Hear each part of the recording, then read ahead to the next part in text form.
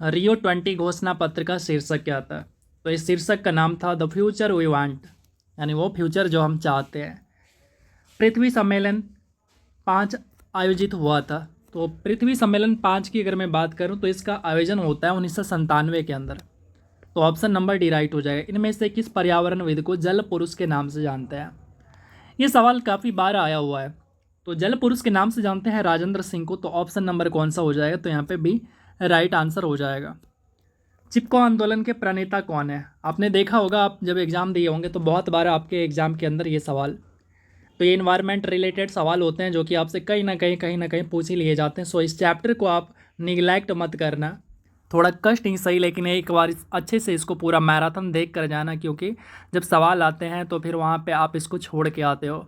और इस मैराथन को करने के बाद वो जो 4 से 5 सवाल थोड़ा चैप्टर से आउट होता है वो आप कर सकते हो। तो चलिए, इसका आंसर की अगर मैं बात करूँ तो सुंदरलाल बहुगुणा हो जाएगा right answer. Indian institute of ecology and environment अवस्थित कहाँ पे है? तो ये है दिल्ली के अंदर। ऑप्शन ए राइट हो जाएगा। यमुना एक्शन प्लान औपचारिक रूप से कब प्रारंभ किया गया था? तो इसको स्टार्ट किया जाता है 1993 में। तो ऑप्शन नंबर सी राइट हो जाएगा। एलपीजी के संदर्भ में असत्य क्या है? तो एलपीजी का मतलब जानते हैं, लिक्विफाइड पेट्रोलियम गैस इसको बोलते हैं। और इसके बारे में जो गलत कथन है, ये एलपीजी कह रहा है कि मीथेन से उत्सर्जन करने वाला होता है। ये गलत होता है। अगला सवाल देखते हैं कि भारत का पर्यावरण संरक्षण अधिनियम किस वर्ष पारित होता है? तो ये अधिनियम जो आता है 1986 के अंदर आता है। बहुत बार सवाल ये पूछा गया है। इसके बाद है निम्नलिखित में से कौन सी पर्यावरण समस्या नहीं है? तो चलिए ऑप्शन को देखते हैं। तो ऑप्शन नंबर ए यानी वृक्षारोपण करना, ये पर्यावरण की समस्या नहीं है, ये पर्यावरण का समाधान है। तो ऑप्शन नंबर ए राइट हो जाएगा। बाकी सारे के सारे जो देख रहे हैं आप, अनुवांशिक संशोधन, खाद्य पदार्थ, अम्लीय वर्षा, जैव विविधता को नुकसान, ये सारे के सारे पर्यावरण के नुकसान होते हैं। अगला सवाल है कि पारिस्थितिकी निकाय में ऊर्जा का प्राथमिक स्रोत क्या होते हैं? तो प्राथमिक स्रोत होते हैं सौर ऊर्जा, यानी सूर्य से आने वाली किरणें। निम्नलिखित युग्मों में से कौन सा सही रूप से सुमेलित है? इसका आंसर ना आपको बताना, बिकॉज इसका आंसर मैं भी कंफर्म नहीं हूँ कि ये क्या होना चाहिए। और मुझे ऐसा लगता है कि ये सी राइट होना चाहिए, बट मैं कंफर्म नहीं हूँ, इसलिए मैं ये सवाल आपके ऊपर छोड़ रहा हूँ। आप कमेंट भी करना। चिपको आंदोलन संबंधित है। तो चिपको आंदोलन किससे संबंधित है? इसके नेता तो सुंदरलाल बहुगुणा थे। ये पेड़ को बचाने को लेकर होता है। तो पादप संरक्षण हो जाएगा। निम्नलिखित में से कौन कृत्रिम पारिस्थितिकी तंत्र है?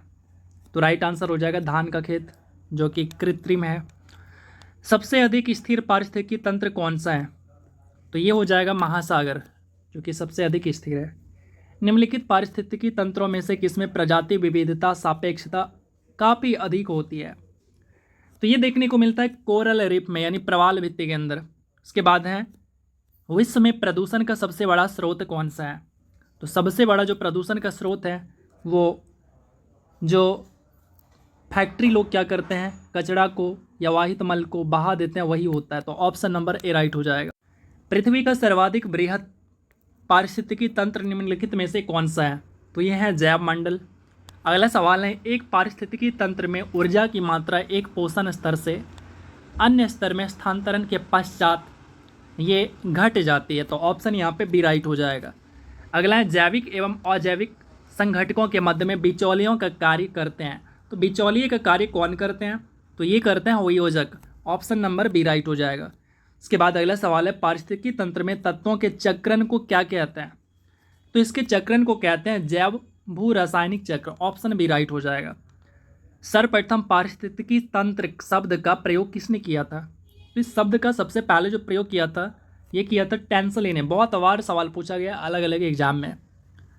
अगला सवाल है कि जैव विविधता का महत्वपूर्ण पहलू कौन से हैं? तो जैव विविधता का सबसे महत्वपूर्ण पहलू होते हैं पारिस्थितिकी तंत्र का निर्वहन, यानी ऑप्शन नंबर यहाँ पे डी राइट हो जाएगा।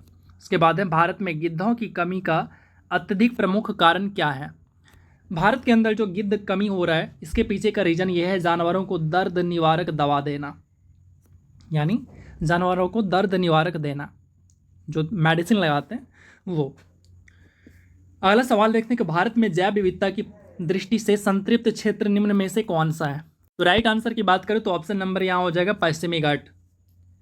अगला है, जैव विविधता के संदर्भ में भारत में निम्नलिखित में से कौन सा घाट, कौन सा क्षेत्र हॉट स्पॉट माना जाता है? ये भी सवाल पूछा गया बहुत बार। तो हॉट स्पॉट की अगर मैं बात करूं तो ये हो जाता है अंडमान निकोबार द्वीप समूह, जैव विविधता के दृष्टिकोण से। अगला है, निम्नलिखित में से कौन सा प्रदूषण नहीं फैलाता है, यानी कौन प्रदूषण नहीं फैलाता है? तो प्रदूषण नहीं फैलाता है सौर ऊर्जा का प्रयोग करना, यह प्रदूषण नहीं फैलाता, तो ऑप्शन सी राइट हो जाएगा। जबकि रबड़ जलाइए, पेट्रोल जलाइए, इन सभी से प्रदूषण फैलता है। गोबर गैस का प्रमुख घटक कौन सा है? तो ऑब्वियसली कॉमन सा सवाल है, तो ऑप्शन सी हो जाएगा राइट। अगला है, निम्नलिखित में से कौन सा प्रवाल विरंजन में सर्वाधिक महत्वपूर्ण कारक है? तो अगर यहाँ पे राइट आंसर की बात करूँ तो ये हो जाएगा वैश्विक ऊष्मन, ऑप्शन नंबर डी। निम्न में से किसकी औसत शुद्ध प्राथमिक उत्पादकता सबसे कम है? तो आंसर की बात करूँ तो ये हो जाएगा शीतोष्ण कटिबंधीय घास प्रदेश, ऑप्शन नंबर सी। पृथ्वी पर अधिकांश ऑक्सीजन उत्पादित होती है, कहाँ से उत्पादित होती है? तो ये होती है शैवाल से। ऑप्शन नंबर कौन सा? तो यहाँ पे बी राइट हो जाएगा। अब आपको एक काम करना है कि स्टडी ऑफ शैवाल क्या होता है, आपको बताना है कि स्टडी ऑफ शैवाल क्या बोलते हैं उसको। चलिए अगला सवाल देखते हैं। निम्नलिखित में से कहाँ पर एक संरक्षित कच्छ वनस्पति क्षेत्र है? इसको ध्यान रखिएगा, कच्छ वनस्पति। तो ये जो देखने को मिलता है हमें, ये गोवा के आसपास देखने को मिलता है। निम्नलिखित में से कौन मानव जनित जीवोम का एक उदाहरण है? तो अगर आंसर की बात करूँ तो यह है फसली भूमि। अगला है, समुद्री घास निम्नलिखित तत्व का मुख्य तथा महत्वपूर्ण स्रोत है। तो समुद्री घास से जो महत्वपूर्ण स्रोत हमें मिलता है वो क्या चीज़ का? ये देखने को मिलता है आयोडीन। निम्नलिखित में से किस प्रकार के वनों में अधिकतम पादप विविधताएं पाई जाती है? तो ये पाई जाती है उष्णकटिबंधीय सदाबहार वन के अंदर, ऑप्शन डी राइट हो जाएगा। उसके बाद है, जैव विविधता के ह्रास का मुख्य कारण क्या है? तो इसके पीछे जो रीजन है यह है प्राकृतिक आवासी का विनाश, ऑप्शन डी राइट हो जाएगा। विश्व जैव विविधता दिवस कब मनाते हैं? तो ये मनाते हैं 22 मई को। अच्छा, आप हमें कमेंट करिए कि 22 मार्च को कौन सा दिवस मनाते हैं। हर किसी का आंसर इस कमेंट बॉक्स के अंदर कमेंट में आना चाहिए। और आगे बढ़ने से पहले आप चैनल को एक बार सपोर्ट कर दीजिए, सब्सक्राइब कर लीजिए। हमें भी मेहनत लगता है, ये मेहनत जो करता हूँ ये मैं आपके लिए करता हूँ। तो चलिए आगे बढ़ते हैं। अगला सवाल है कि निम्नलिखित राज्यों में से कौन सा राज्य जनवरी 2016 में भारत का प्रथम जैविक राज्य घोषित किया गया? तो ये घोषित किया गया सिक्किम को, तो ऑप्शन डी राइट हो जाएगा। निम्नलिखित में से कौन सी एक ग्रीन हाउस गैस नहीं है? तो ये हो जाएगा नाइट्रोजन, ऑप्शन नंबर सी। पर्यावरण में ग्रीन हाउस प्रभाव में वृद्धि होती है। ग्रीन हाउस प्रभाव में वृद्धि होती है किसके कारण? तो ये होता है कार्बन डाइऑक्साइड के कारण, यानी CO2 के कारण। अगला सवाल है कि निम्नलिखित में से कौन सुमेलित नहीं है? तो चलिए देखते हैं। प्रथम विश्व जलवायु सम्मेलन 1979 में, प्रथम पृथ्वी सम्मेलन एजेंडा 21 बोलते हैं उसको 1972 में, प्रथम पृथ्वी शिखर सम्मेलन ये आपका जिसको +5 कहते हैं तो 1997 के अंदर, और कार्बन व्यापार मॉन्ट्रियल प्रोटोकॉल ये आपका सुमेलित नहीं है। मॉन्ट्रियल प्रोटोकॉल के अंदर ओजोन संरक्षण होता है, ये चीज़ आपको पता होगा। तो ये ओजोन संरक्षण होता है, सो ऑप्शन डी आपका गलत है। अगला है कि bio carbon and initiative for sustainable forest landscape का प्रबंधन निम्नलिखित में से कौन करता है? तो इसका जो प्रबंधन करता है राइट आंसर हो जाएगा विश्व बैंक, यानी ऑप्शन नंबर डी। निम्नलिखित में से किसने सुझाया था कि पृथ्वी का धुरी पर अवस्था बदलना जलवायु परिवर्तन के लिए एक कारक होता है? तो ये मिलुटिन मिलानकोविच ने, ऑप्शन नंबर बी राइट हो जाएगा। निम्नलिखित में से किसने जलवायु परिवर्तन का क्रायोजेनिक संकेतक प्राप्त किया? तो अगर यहाँ पे आंसर की बात करूँ तो हो जाएगा ice core, option number A. जलवायु परिवर्तन पर भारत की प्रथम राष्ट्रीय कार्य योजना कब लोकार्पित की गई थी? तो ये 2008 के अंदर, ऑप्शन यहाँ पे बी हो जाएगा।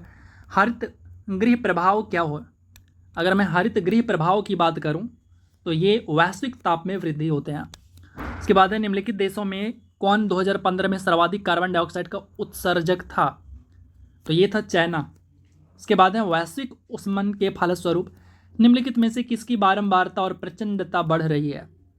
तो ये बढ़ता हुआ दिख रहा है हमें चक्रवात, तूफान और बवंडर, इन सभी की। तो ऑप्शन नंबर कौन सा? तो डी राइट हो जाएगा। वहाँ काम करने वाले व्यक्तियों को ब्लैक लंग रोग हो जाता है, कहाँ पे? अगर आंसर की बात करूँ, कोयला खान में जो लोग काम करते हैं, जो लोग वर्कर काम करते हैं, उनको कॉमनली जो है ब्लैक लंग रोग हो जाता है। मतलब उसका जो लंग्स होता है ना वो ब्लैक ब्लैक हो जाता है, उसी को कहते हैं ब्लैक लंग। अगला है जीवों और पर्यावरण के बीच की अन्योन्य क्रिया के वैज्ञानिक विश्लेषण और अध्ययन को क्या कहा जाता है? तो इसको कहा जाता है पारिस्थितिकी विज्ञान। ऑप्शन ए राइट हो जाएगा। इसके बाद है 2015 में संयुक्त राष्ट्र जलवायु सम्मेलन परिवर्तन सम्मेलन कहाँ पे हुआ था? तो ये हुआ था पेरिस के अंदर। अच्छा, आप हमें बताओ ये पेरिस कहाँ की राजधानी है? चलिए दोहा के बारे में भी बता दो, ये कहाँ की राजधानी है। बस ये दो बताना है, काफ़ी ज़्यादा कॉमन है। अगला कह रहे हैं कि सूची 1 को सूची 2 के साथ में मिलान करिए। तो चलिए इसको मिलान करते हैं। तो यहाँ पे जब मिलान करूँगा तो ये जो त्वचा कैंसर है ये मैच होगा किसके साथ में? तो ये होगा आपका पराबैंगनी प्रकाश के कारण होता है। तो 1 का 2 होना चाहिए। 1 का 2 है, यहाँ भी है, यहाँ भी है। उसके बाद ध्वनि प्रदूषण, इसको डेसिबल में मापते हैं। 2 का 3 होना चाहिए, बी का 3 होना चाहिए, ठीक है। फिर इसके बाद जो वैश्विक तापमान है ये बढ़ता है किसके कारण? कार्बन डाइऑक्साइड के कारण। तो सी का 4 होना चाहिए। तो केवल आपका बी ऑप्शन में है। तो राइट आंसर हमारा बी हो जाएगा। अगला देखते हैं, अम्लीय वर्षा किसके कारण होती है? तो अम्लीय वर्षा की अगर मैं बात करूं तो ये होता है आपका सल्फर डाइऑक्साइड और ये नाइट्रोजन ऑक्साइड के कारण। तो ऑप्शन नंबर कौन सा?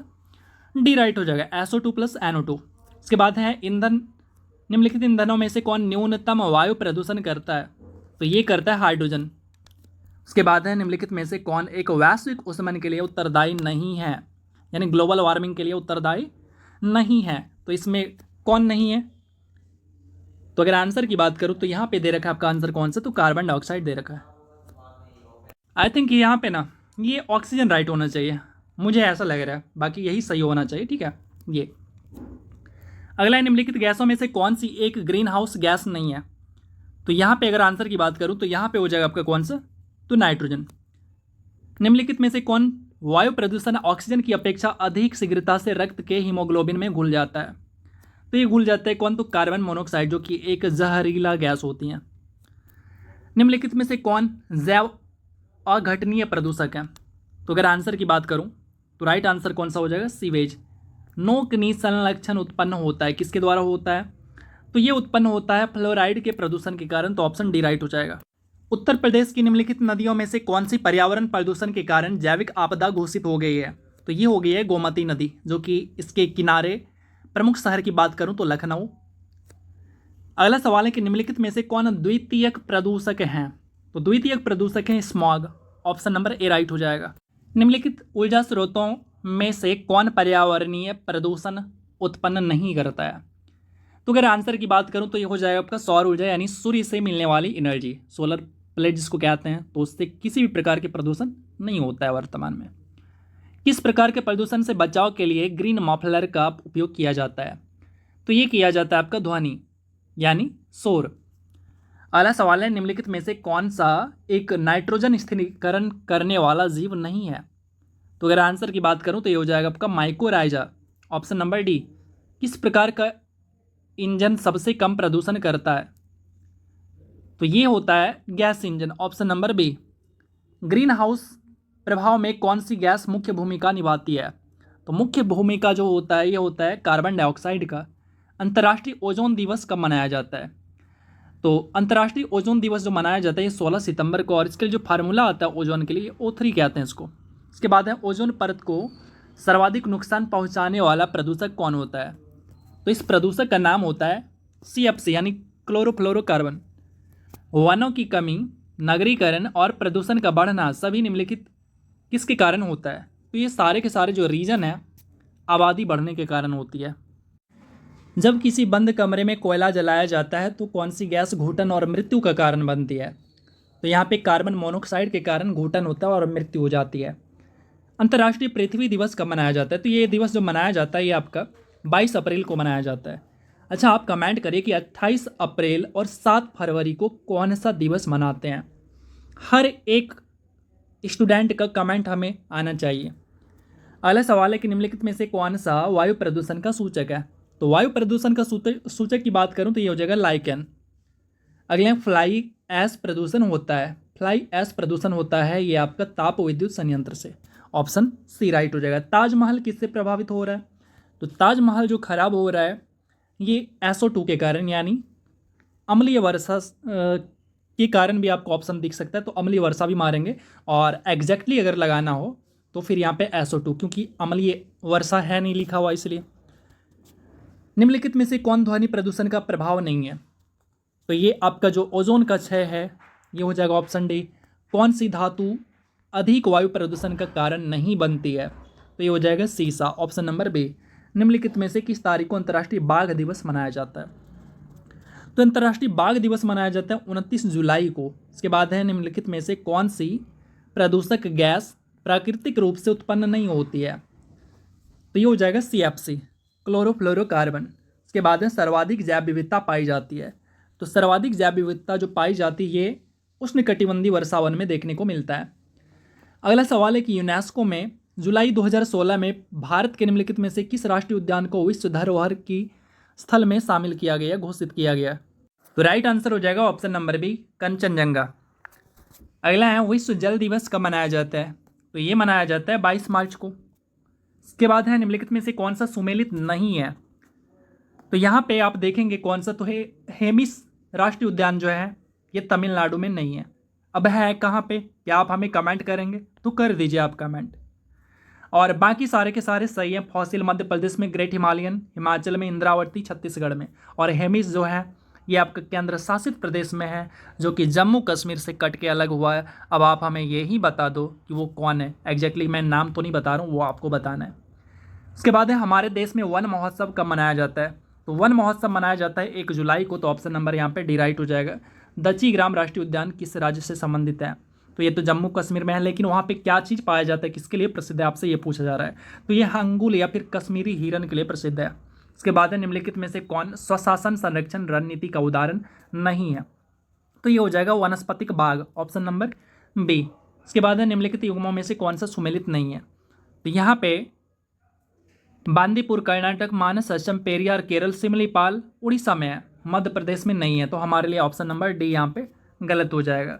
इसके बाद है निम्नलिखित में से किस तारीख को नीले आसमान के लिए अंतर्राष्ट्रीय स्वच्छ वायु दिवस मनाया जाता है? तो ये मनाया जाता है कब? तो मैंने तो 7 नवंबर को पढ़ा है। अच्छा वो राष्ट्रीय था, ये अंतर्राष्ट्रीय पूछ रहा है। तो ये हो जाएगा आपका 7 सितंबर, ऑप्शन नंबर कौन सा? तो डी राइट हो जाएगा। अगला यहाँ पे सुमेलित करना है, तो चलिए इसको सुमेलित करते हैं। वही पृथ्वी दिवस की अगर मैं बात करूँ तो ये कब मनाया जाता है? तो ये 22 अप्रैल को मनाया जाता है, 22 अप्रैल। इसके अलावा जो नगर दिवस हैं ये मनाया जाता है 31 अक्टूबर को, यानी अंतर्राष्ट्रीय एकता दिवस के दिन इसको मनाया जाता है। ये भी चीज़ें आपको ध्यान रखना है। आगे देख लेते हैं। विश्व जनसंख्या दिवस की अगर मैं बात करूं तो ये कब मनाया जाता है? तो ये 11 जुलाई को मनाया जाता है, ये भी चीज़ें आपको पता है। और विश्व जल दिवस कब मनाते हैं? तो ये भी चीज़ें आपको पता है कि ये 22 मार्च को मनाता है। सो अगर आंसर की बात करूं तो यहाँ पे राइट आंसर तो ऑप्शन नंबर ए हो जाएगा। उसके बाद है विश्व वानिकी दिवस किस दिन मनाया जाता है? तो ये मनाया जाता है 21 मार्च को। तो ऑप्शन बी राइट हो जाएगा। विश्व वन्य जीव सुरक्षा अधिनियम कब पारित किया गया था? तो ये किया गया था 1972 के अंदर। उसके बाद है राष्ट्रीय पर्यावरण अभियांत्रिकी शोध संस्थान, जिसको नेरी कहते हैं, तो ये कहाँ पे स्थित है? तो ये नेरी जो स्थित है ये नागपुर के अंदर स्थित है, ना से नेरी ना से नागपुर। अगले सवाल है सुल्तानपुर वर्ड सेंचुरी कहाँ पे है? तो ये सुल्तानपुर वर्ड सेंचुरी जो है ये हरियाणा के गुड़गांव में है। तो ऑप्शन नंबर सी राइट हो जाएगा। निम्नलिखित में से किस देश में उसके कुल क्षेत्रफल का 30% से अधिक राष्ट्रीय पार्क के अंतर्गत आता है? तो ये है आपका Bhutan, option number B right हो जाएगा।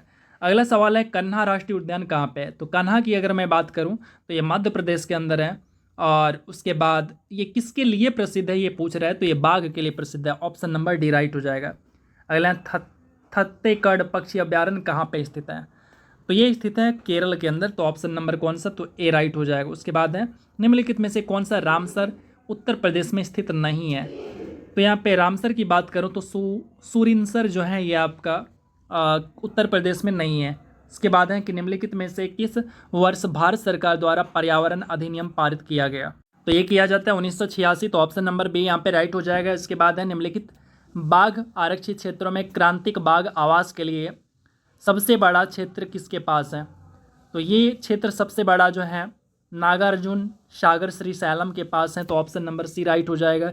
उसके बाद है भारत की जैव विविधता के संदर्भ में Ceylon, frogmouth, coppersmith, barbet, grey chinned, minivet और व्हाइट थ्रोटेड रेस्ट स्टार्ट क्या है? तो ये सारे के सारे जो हैं पक्षी हैं।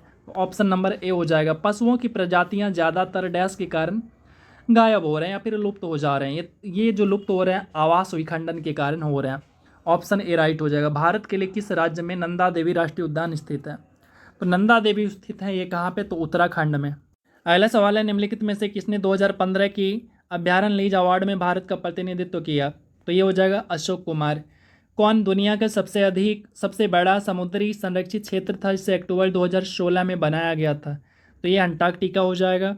Option number C. उसके बाद है विश्व धरोहर स्थल का निर्माण ली कार्बोजियर वास्तुकार के द्वारा कहाँ पर किया गया था? तो ये किया गया था चंडीगढ़ के अंदर। ऑप्शन नंबर बी हो जाएगा। भारत का सबसे बड़ा चीता आवास कहाँ पे है? तो ये देखने को मिलता है हमें आंध्र प्रदेश के अंदर, तो ऑप्शन यहाँ पे बी राइट हो जाएगा। उसके बाद है राष्ट्रीय उद्यान फूलों की घाटी कहाँ पे स्थित है?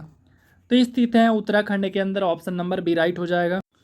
विश्व वन्य जीव कोष के प्रतीक निम्नलिखित में से कौन सा जानवर है? तो ये है पांडा। मसाई मारा नेशनल रिजर्व कहाँ पे है? तो ये कहाँ पे देखने को मिलता है? तो केनिया में देखने को मिलता है। अगला सवाल है कि विश्व विरासत स्थल बेसिलिका ऑफ बोम जीसस किस राज्य में स्थित है? तो ये स्थित है गोवा के अंदर। ऑप्शन नंबर ए राइट हो जाएगा। उसके बाद है 19 नवंबर निम्न में से किस दिवस के रूप में मनाया जाता है? तो 19 नवंबर को जो मनाया जाता है विश्व शौचालय दिवस के रूप में मनाया जाता है। उम्मीद करते हैं यहाँ पर डेली मनाते भी होंगे। अगला सवाल है कि निम्नलिखित में से किसे मेगा डाइवर्स देश के रूप में जाना जाता है? तो ये जाना जाता है ऑस्ट्रेलिया को। इसके बाद है भारत की जलवायु परिवर्तन पर प्रथम राष्ट्रीय कार्य योजना कब प्रकाशित होती है? तो ये होती है 2008 के अंदर। उसके बाद है इको मार्क प्रतीक किससे संबंधित है? तो इको मार्क जो लगता है आपने सुना होगा, एक होता है इको मार्क, एक होता है एग मार्क। तो ये सारे के सारे मार्क इनका कुछ ना कुछ वैल्यू होता है, कोई ना कोई मीनिंग होता है। तो उसमें इको मार्क की अगर मैं बात करूँ तो इसका मीनिंग होता है पर्यावरण संबंधित चीज़ें होता है, जो कि ये दिखाता है कि ये पर्यावरण के लिए सही है, यानी सूट करता है। उसके बाद है India climate change knowledge portal का शुभारंभ 2020 के निम्नलिखित में से किस महीने में किया गया था? तो ये नवंबर महीना था। तो ऑप्शन नंबर ए राइट हो जाएगा। अगला सवाल है कि कार्बन क्रेडिट की अवधारणा कहाँ से उत्पन्न होती, यानी ये जो उत्पन्न होती है, तो इसी के बारे में पूछा जा रहा है। तो कार्बन क्रेडिट की जो अवधारणा उत्पन्न होती है ये क्योटो प्रोटोकॉल के अंदर होती है। कौन से क्योटो, कौन से कार्बन। और मॉन्ट्रियल कौन था? तो मॉन्ट्रियल था आपका ओजोन से संबंधित। ठीक है, चलिए अगला सवाल है कि जीवों में भिन्नता डैश से होता है? तो अगर आंसर की बात करूं तो right answer option number D उत्पत्ति का जटिल रूप। उसके बाद है निम्नलिखित ऊर्जा स्रोतों में से कौन सा पर्यावरण को स्वच्छ रखने के लिए सर्वोत्तम है? तो ये है सोलर सेल यानी सोलर पैनल। इसके बाद है निम्नलिखित में से कौन सा ईंधन न्यूनतम पर्यावरण प्रदूषण उत्पन्न करता है? तो कोई बड़ी बात नहीं, रिपीट हुआ है, तो ये हो जाएगा कौन सा? तो सीएनजी कह सकते हैं। यानी यहाँ पे देखिए हाइड्रोजन और सीएनजी जब ऑप्शन में मिल जाए तो आप यहाँ पे सीएनजी लगा लीजिएगा, ठीक है। और अगर ऑप्शन में ये ना रहे तो हाइड्रोजन लगा लीजिएगा। अगला है कि निम्नलिखित में से कौन सी बायोडीजल की फसल है? तो यहाँ पे राइट आंसर हो जाएगा जेट्रोफा। ऑप्शन नंबर कौन सा? तो सी। उसके बाद अंतर्राष्ट्रीय सौर गठबंधन जिसको ISA कहते हैं, इंटरनेशनल सोलर अलायंस, प्रथम शिखर सम्मेलन निम्नलिखित में से किस शहर में हुआ था? तो ये हुआ था नई दिल्ली के अंदर। ऑप्शन नंबर ए राइट हो जाएगा। WWF से क्या आशय है? तो WWF का जो फुल फॉर्म होता है वो होता है world wild life fund. Option number कौन सा? तो यहाँ पे ए राइट हो जाएगा। देखते हैं अगला सवाल। निम्नलिखित में से कौन सी कृषि करने की प्रक्रिया पर्यावरण संरक्षण में सहायक है? तो ये हो जाएगा आपका कौन सा? तो जैविक खेती। Option number D. उसके बाद है प्रथम विश्व पर्यावरण दिवस कब मनाया गया था? तो ये मनाया गया था 1974 में। ऑप्शन नंबर डी राइट हो जाएगा। पारिस्थितिकी विज्ञान केंद्र कहाँ पे स्थित है? तो ये बेंगलुरु में स्थित है। ऑप्शन डी राइट हो जाएगा। उसके बाद है निम्नलिखित में से कौन सा एक वन्य प्राणियों के विलुप्तीकरण का प्रमुख कारण नहीं है? तो राइट आंसर हो जाएगा ऑप्शन नंबर डी जनसंख्या में तीव्र वृद्धि। उसके बाद है निम्न में से कौन सा जैव उर्वरक के रूप में उपयोग होता है? तो ये जो उपयोग होता है राइजोबियम, एजोलान और उसके बाद साइनोबैक्टीरिया। ऑप्शन नंबर डी यहाँ पे सारे हो जाएंगे। उसके बाद है वर्ष 1962 में प्रकाशित पुस्तक साइलेंट स्प्रिंग जिसमें कि विश्व के पर्यावरणीय आंदोलन को गति मिली। तो इसके लेखक कौन है? तो लेखक की अगर मैं बात करूँ तो ये हैं Rachel Carson. Option number C right हो जाएगा। विश्व पर्यावरण दिवस कब मनाया जाता है? तो सिंपल सवाल हो गया, 5 जून को। अगला सवाल है कि मानव एवं जैव मंडल का प्रारंभ किया किसने किया था? तो ये किया था यूनेस्को के द्वारा किया गया था, तो ऑप्शन ए राइट हो जाएगा। पहला पृथ्वी शिखर सम्मेलन का आयोजन कब किया जाता है, कहाँ किया जाता है, ये पूछा। तो इसका आयोजन किया जाता है रियो में। ऑप्शन नंबर कौन सा? तो यहाँ पे बी राइट हो जाएगा। उसके बाद है यूएनईपी का मुख्यालय कहाँ पे स्थित है? तो यूएनईपी का मुख्यालय जो है ये नैरोबी के अंदर स्थित है। नैरोबी कहाँ है? तो ये केनिया में स्थित है। घास भूमि क्षेत्र परितंत्र के खाद्य श्रृंखला में सबसे उच्च स्तर का उपभोक्ता कौन होता है? तो ये होता है मांसाहारी। ऑप्शन नंबर बी राइट हो जाएगा। उसके बाद है पारिस्थितिकी तंत्र के माध्यम से ऊर्जा और पोषक तत्व कैसे प्रवाहित होते हैं? इस बारे में किस पारिस्थितिकीविद के शोधन ने क्रांतिकारी नवीन अंतर्दृष्टि प्रदान की? तो ये किया हुआ था रेमंड एल लिंडमैन के द्वारा। तो ऑप्शन नंबर यहाँ पे डी राइट हो जाएगा। निम्नलिखित में से कौन शाकाहारी घटक है? तो ये है हिरन, जो कि शाकाहारी हैं। उसके बाद है ऐसा वृक्ष जो ग्रीन गोल्ड के नाम से जाना जाता है, लेकिन जो पारिस्थितिकी की दृष्टि से अनर्थकारी है, तो वो कौन सा है? ये आपको कह रहा है कि ग्रीन गोल्ड यानी हरा सोना किसको कहते हैं, सीधा सीधा ऐसा कह रहा है। तो ये कहते हैं बांस को। तो ऑप्शन नंबर यहाँ पे सी राइट हो जाएगा। अगला सवाल है कि निम्नलिखित में से किस पारिस्थितिक तंत्र में सबसे अधिक बायोमास पाया जाता है? तो ये पाया जाता है वन पारिस्थितिकी में। तो ऑप्शन नंबर डी राइट हो जाएगा। निम्नलिखित में से कौन सा एक धुंध कोहरे का घटक नहीं है? तो ये हो जाएगा आपका क्लोरीन ऑक्साइड। ऑप्शन नंबर कौन सा? तो डी हो जाएगा। उसके बाद है पर्यावरण संरक्षण के लिए ग्रीन आर्मी किसने प्रारंभ किया?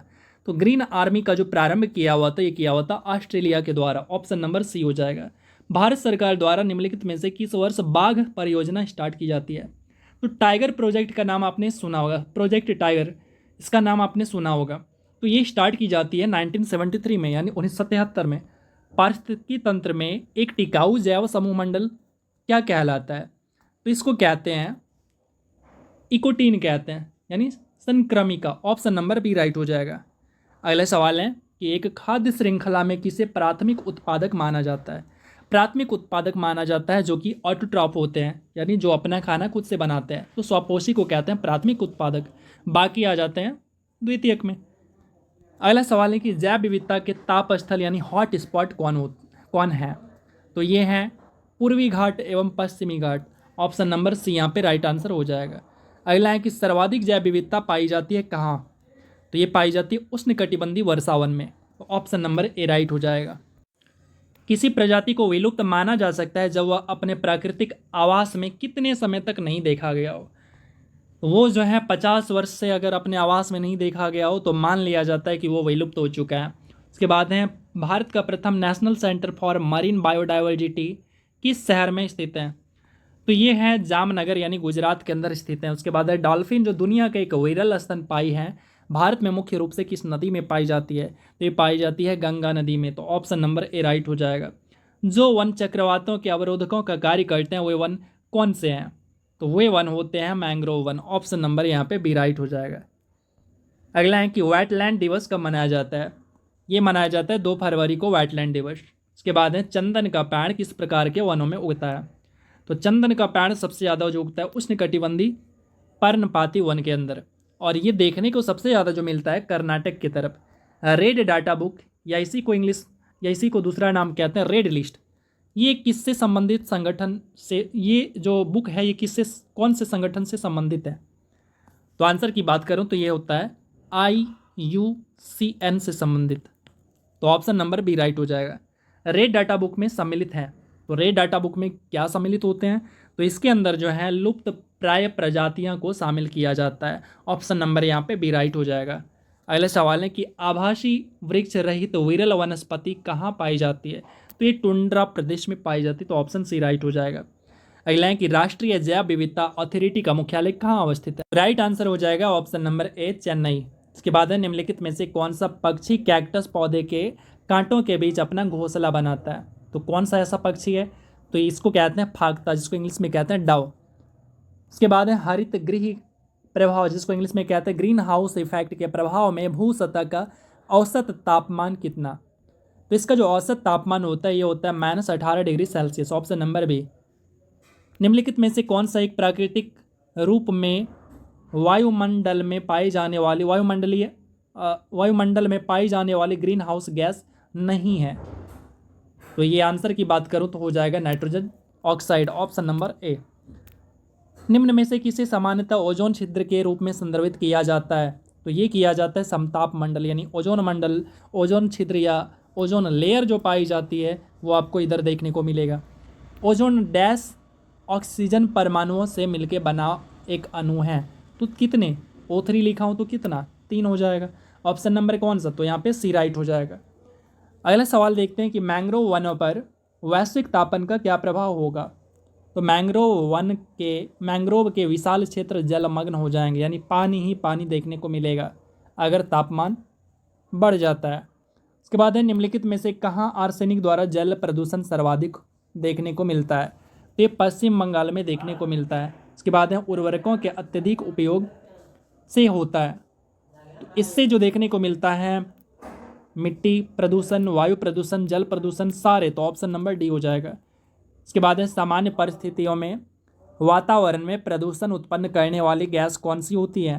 तो ये होती है carbon monoxide, option number A right हो जाएगा। अगला सवाल है कि इंडोर वायु प्रदूषण का सर्वाधिक महत्वपूर्ण प्रदूषक कौन है? तो ये है आपका कार्बन डाइऑक्साइड। इसके बाद है निम्नलिखित में से कौन सा जैव निम्नीकरण है? तो ये है आपका रबर, ऑप्शन नंबर कौन सा? तो डी हो जाएगा। वायु प्रदूषण के लिए जिम्मेदार फ्लाई ऐश से कौन सा रोग होता है? तो फ्लाई ऐश से रोग होता है दमा, ऑप्शन नंबर कौन सा? ए राइट हो जाएगा। इसके बाद है भारत में स्थापित पहला राष्ट्रीय उद्यान कौन सा है? तो ये है जिम कॉर्बेट राष्ट्रीय उद्यान। अब आपको कमेंट करना है कि ये किस राज्य के अंदर है, ऑप्शन नंबर कौन सा? तो ए राइट हो जाएगा। अगला है कि कोयला, पेट्रोल, डीजल आदि का दहन का मूल स्रोत क्या होता है? तो इसका मूल स्रोत होता है वायु प्रदूषण, यानी इससे होता है क्या है, मूल प्रदूषण जो होता है ये आपका वायु प्रदूषण होता है। भूमिगत जल को दूषित करने वाले अजैविक प्रदूषक कौन से हैं? तो ये आर्सेनिक होता है, ऑप्शन नंबर कौन सा? तो सी। इसके बाद है नदी में जल प्रदूषण निर्धारण करने के लिए घुली हुई मात्रा मापी जाती है। तो किसकी मात्रा मापी जाती है? तो ऑक्सीजन की मात्रा मापी जाती है, ऑप्शन डी हो जाएगा। निम्न में से कहाँ आर्सेनिक द्वारा जल प्रदूषण अधिक होती है? तो दोबारा से रिपीट है, तो वेस्ट बंगाल यानी पश्चिम बंगाल में। किस देश में सर्वाधिक अम्लीय वर्षा होती है? तो ये देखने को मिलता है नॉर्वे में, ऑप्शन नंबर कौन सा? सी राइट हो जाएगा। पर्यावरण का मैराथन जो है अब लगभग खत्म होने को, और जाते जाते आपको क्या करना है, सपोर्ट करके जाना है, लाइक करके जाना है, सब्सक्राइब करके जाना है। और आपका कोई सा भी एग्ज़ाम हो ना, आप इस मैराथन को लगा के जाइए। मैं जितना भी मैराथन आपको करा रहा हूँ ना, वो आपके जीवन के लिए ना बहुमूल्य साबित होगा, इसीलिए आप उसको करके जाना, हल्के में मत लेना उसे। शायद मेरा चैनल, मेरा परिवार छोटा ज़रूर है, लेकिन आपको जो मैं कंटेंट दे रहा हूँ ना, वो आपको बहुत बड़ा चीज़ दे रहा हूँ। तो आप ऐसा मत समझ लेना कि चैनल छोटा है तो ये क्या देंगे। ऐसा कंटेंट मिल रहा है आपको जो कि आपको सीधा सिलेक्शन की ओर लेके जाएगा। अगला सवाल है कि ध्वनि प्रदूषण को मापने के लिए निम्नलिखित में से किस इकाई का प्रयोग करते हैं? तो इसके लिए करते हैं डेसिबल का उपयोग। उसके बाद है निम्नलिखित में से कौन सामान्य परिस्थिति में वृक्ष के पत्तों की सरसराहट का डेसिबल स्तर प्रदर्शित करता है? तो आपसे यही कह रहा है कि पत्तों की सरसराहट वो कितना उसका ध्वनि होता है, ऐसा पूछ रहा है। तो ये 20 डेसिबल होता है, ऑप्शन नंबर कौन सा? तो यहाँ पे बी राइट हो जाएगा। निम्नलिखित में से कहाँ अंतर्राष्ट्रीय समुद्री संगठन का मुख्यालय है? तो इसका मुख्यालय देखने को मिलता है कहाँ पे? तो लंदन में, ठीक है। ऑप्शन नंबर कौन सा? तो ए राइट हो जाएगा। इसके बाद है भोपाल गैस त्रासदी, जहाँ पे कि MIC यानी मिथाइल आइसोसाइनेट इसका रिसाव हो जाता है। तो ये घटना होती कब है, ये पूछा जा रहा है। तो ये घटना होती है 3 दिसंबर 1984 को। तो ऑप्शन नंबर यहाँ पे सी राइट हो जाएगा। इसके बाद है पॉलीथीन की थैलियों को नष्ट नहीं किया जा सकता है क्योंकि वे बनी होती हैं। तो ये किसकी बनी होती हैं? तो ये बनी होती है पॉलीमर से। इसीलिए सरकार जब कभी बीच बीच में जग जाती है, या फिर कोई रिपोर्ट आता है, या फिर पर्यावरण दिवस आता है, तो सरकार एकदम जितने पॉलीथीन होते हैं उसके ऊपर बैन लगा देते हैं और एकदम सख्ती से कानून 2 दिन फॉलो करते हैं, तीसरे दिन फिर सो जाते हैं। यही वजह है, क्योंकि पॉलीथीन नष्ट नहीं होता। अगला है कि निम्नलिखित में से किसके क्षय होने में सबसे अधिक समय लगता है? तो अगर आंसर की बात करूं तो प्लास्टिक का थैला। और ओबियसली है सरकार इसमें क्या करेगी, उससे ज़्यादा जो है लोगों को जागरूक होना चाहिए। और इसीलिए आप जब भी मार्केट जाते हैं अपने घर से, आप अपना बैग थैला लेके जाओ। आप पॉलीथीन मत मांगो किसी से, और ना ही किसी को दो। अगला सवाल है कि अंतरिक्ष प्रदूषण की समस्या किससे संबंधित है? तो ये समस्या जो है विकिरण और वहाँ पे फैले कचरा दोनों से संबंधित है। तो ऑप्शन नंबर सी राइट हो जाएगा। बुक्सा राष्ट्रीय उद्यान निम्नलिखित में से किस राज्य में है? तो बुक्सा की अगर मैं बात करूँ तो ये पश्चिम बंगाल के अंदर स्थित है। ऑप्शन नंबर ये डी आपका राइट आंसर हो जाएगा। तो चलिए, आपको क्लास कैसा लगा आप हमें कमेंट करके ज़रूर बताइएगा। और ऐसे कितने बच्चे हैं जिन्होंने कि बिल्कुल लास्ट तक इस मैराथन को देखा है, हमें कमेंट ज़रूर करिएगा। और मैं वेट करूंगा आपकी कमेंट का। आपका कोई भी सवाल हो तो आप हमसे पूछ सकते हैं। तो मिलते हैं अगले मैराथन में, तब तक के लिए लव यू ऑल।